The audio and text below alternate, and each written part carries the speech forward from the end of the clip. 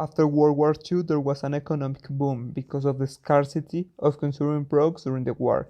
Americans had extra money and willingness to buy goods after the war.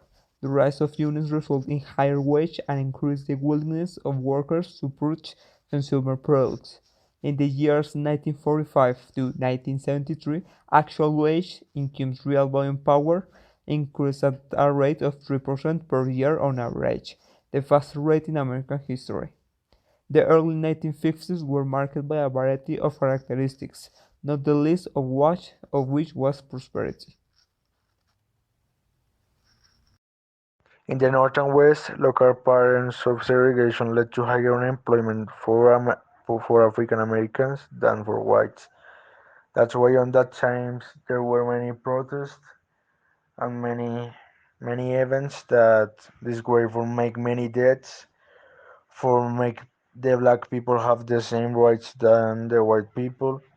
One of these events that was so famous was the four students at Kent State University that were killed and nine others were wounded by the Ohio National Guard during a student demonstration, and this tragedy startled the nation, and the Americans were less willing to continue the war.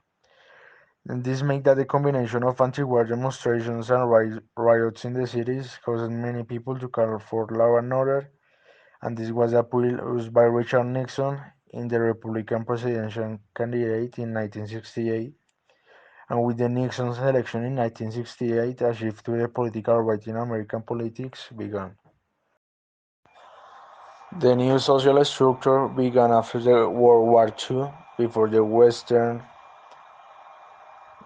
society came with new inventions like planes, television, and computers.